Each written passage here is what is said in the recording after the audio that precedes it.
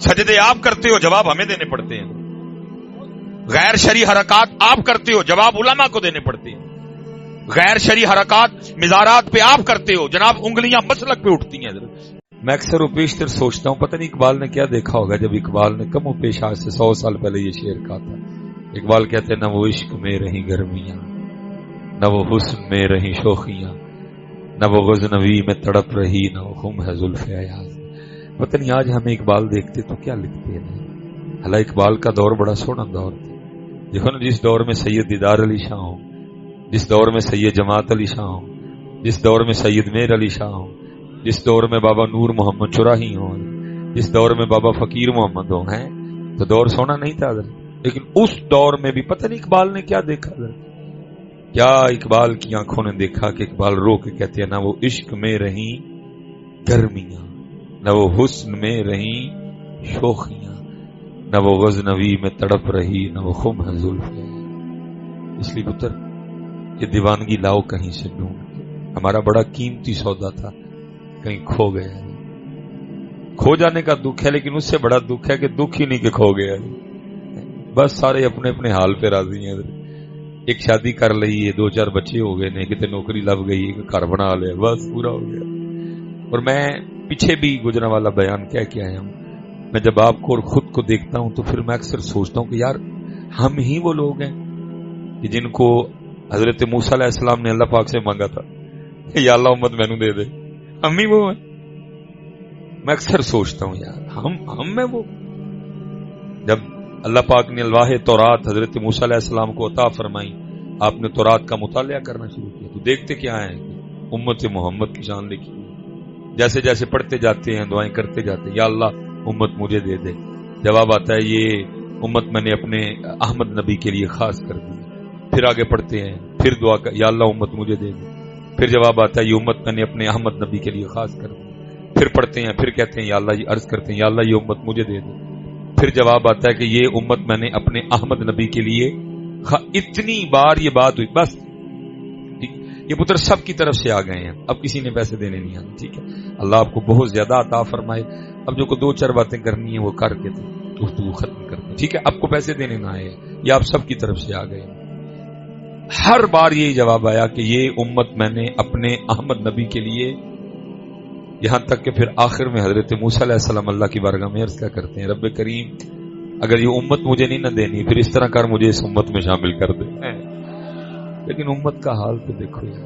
मैं अक्सर सोचता हूं, हम नहीं है वो, यही वो उम्मत है जिसको हजरत मूसा अलैहिस्सलाम ने अल्लाह पाक से मांगा था, या अल्लाह ये उम्मत मुझे दे।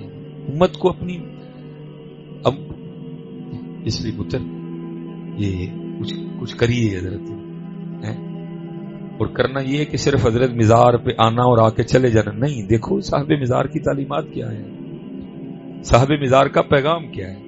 सिर्फ दाता साहब के उर्स तक महदूद ना रह जाओ, बल्कि ये देखो दाता साहब पैगाम क्या लेके आए, दाता साहब की दावत क्या थी, दाता साहब यहां क्या करने आए थे, दाता साहब ने यहां आके क्या किया। हम दाता साहब की देग, हम दाता साहब के मिजार के गिलाफ, और हम दाता साहब के मखानों से तो नहीं आगे गए कोई भी। कशुल महजूब किसी ने की खुद पे अप्लाई। अगर हम तो बस गिलाफ पे। ओला जी गिलाफ के लिए भी सुन लो, इमाम अहमद रजा खान फाज़िल बरेलवी अलैहि, आपने फरमाया जितनी देर पहला गिलाफ खराब ना हो जाए दूसरा चढ़ाओ ही ना कोई। लेकिन हम बस गिलाफ चाढ़ आए थे कि ओह क्या कर दिया। आप तो फरमाइए जितनी देर पहला खराब ना हो दूसरा चढ़ाओ ही ना कोई। ये तो गिलाफ सिर्फ इसलिए डाला गया है कि भाई अल्लाह वाले का मिजार है, उसकी शान शौकत में इजाफा होगा। बाकी गिलाफ से साहब में मिजार को फायदा तो कोई नहीं। हम गिलाफ, हम मखाने, हम फुल और देग से आगे नहीं गए। बिल्कुल ब्रेक है उधर की उधर। उनकी तालीम क्या थी, उनका पैगाम क्या था, उनकी दावत क्या थी, उन्होंने जिंदगी कैसे गुजारी, उनकी रातें कैसी थी, उनके दिन कैसे थे। हमारी जाने बला हम इसी बात पे खुश हैं, गए थे मखाने बांटा, चोल बांटा, गिलाफ चाढ़ा, ढोल लेके गए सा। ओ भाई वो इधर इसलिए आए थे कि गिलाफ चढ़ाना, मखाने बांटना, चावल बांटना। वो तो ये पैगाम लेके आए थे भाई नमाज पढ़ो। वो तो ये पैगाम लेके आए थे कि नबी पाक अलैहिस्सलाम की शरीयत पे चलो। वो तो ये पैगाम लेके आए थे कि अल्लाह एक है। वो तो ये पैगाम लेके आए थे उस जात के अलावा किसी को सजदा नहीं जायज। आज हम मिजारों पे सजदा कर रहे हैं, اور میں کہتا ہوں حضرت جب کسی مزار پہ سجدہ ہوتا ہوگا صاحب مزار پہ اندر کیا گزرتی ہوگی, میں یہاں کیا پیغام لے کے آیا, وہ یہ میرے مزار پہ یہ کام کر رہے ہیں آج. بالکل بیٹا کسی مزار پہ کوئی ایسی حرکت نہ کرو جس کی وجہ سے حضرت مسلک پہ انگلی اٹھے. حضرت سجدے آپ کرتے ہو, جواب ہمیں دینے پڑتے ہیں. غیر شرعی حرکات آپ کرتے ہو, جواب علماء کو دینے پڑتے ہیں. غیر شرعی حرکات مزارات پہ آپ کرتے ہو, جناب انگلیاں مسلک پہ اٹھتی ہیں. حضرت کس نے کہا کہ سجدہ جائز, کس نے اجازت دی کہ سجدہ جائز, کس نے تمہیں کہا کہ سجدہ جائز؟ بلکہ بزرگوں نے تو یہاں تک احتیاط لکھی, ان کا ہاتھ بھی نہ لگاؤ. حضرت سائڈ پہ دائیں طرف کھڑے ہو جاؤ, قرآن پاک پڑھو, سورہ یاسین پڑھو, درود تاج پڑھو, سورہ مزمل پڑھو, ان کو تحفہ پیش کرو اور ان کے وسیلے سے اللہ کے حضور دعا کرو. لیکن ہم نے حضرتی مزارات پہ وہ کام شروع کر رکھے ہیں, انگلی مسلک پہ اٹھ رہی ہے. جواب علماء کو دینے پڑ رہے ہیں. حالانکہ کہیں جو کچھ بھی ہو رہا ہے کہیں نہیں لکھا حضرت, نہ ان لوگوں کی یہ تعلیم تھی. وہ یہ تو تہجد گزار لوگ تھے. حضرت ہے کو تہجد والا بیٹھا, وہ بھائی یہ تو وہ لوگ تھے جو ایک دن میں ایک ایک قرآن تلاوت کیا کرتے تھے. ہمیں قرآن کھولے ایک ایک سال ہو گیا. رمضان میں کھولا تھا, رمضان تک اگر زندہ رہے تو پھر کھول لیں. یہ تو بھائی ایک ایک دن میں ایک قرآن پڑھنے والے تھے. یہ تو تہجد والے تھے. یہ تو 500 نفل پڑھا کرتے تھے. یہ تو سارا دن اللہ کا ذکر کیا کرتے تھے. یہ تو سارا دن درود پڑھنے والے لوگ تھے. یہ تو نرم دل لوگ تھے. یہ تو محبتوں والے لوگ تھے. ذرا خود کو دیکھو, کیا لیا ہم نے ان سے حضرت, سوائے غلاف, مکھانے, ٹول اور چول, کیا لیا ہم نے ان کی زندگی سے؟ کہاں ہے ان کی تعلیمات حضرت, کہاں ہے ان کا پیغام حضرت؟ کچھ نہیں بیٹا, یہ ان کا پیغام خود پہ اپلائی کرو حضرت. اب دیکھو نا, میں ایک بات آپ سے کرنے لگا ہوں حضرت. ان کا پیغام کیا تھا؟ 5 ویلے دی نماز پڑھ. حضرت کیا تاریخ ہے حضرت, کتنے سال پرانا؟ میں چلو حضرت جی, اب ظاہر ہے میں حضرت کے لیے کوئی اتنی انفارمیشن نہیں رکھتا کوئی بھی. میں چلو جی آپ کو انہی کے 2 بڑوں کی بات سنا دیتا ہوں. ایک غوث اعظم رضی اللہ, ایک سلطان باہو رحمت اللہ. ایک کیا کہتے ہیں, ایک کہتے ہیں جو مسلمان ہے, جو بے نماز ہے وہ خنزیر سے بھی برا ہے. ایک کیا کہہ رہے ہیں ان کے بڑے, ظاہر ہے جی سلسلہ علیہ قادریہ شریف کون سا سلسلہ نہیں پتا, چلو ظاہر ہے جی کتنا کہتے تھے ملن گئی نا جا کے کسی نہ.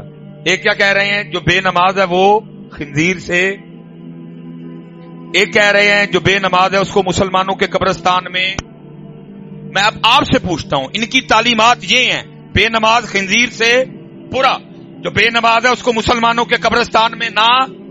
جب آپ نماز پڑھے بغیر مزار پہ جاتے ہوں گے, میں آپ سے اب سوال پوچھنے لگا ہوں, ذرا بتائیے اندر صاحب مزار پہ کیا گزرتی ہوگی؟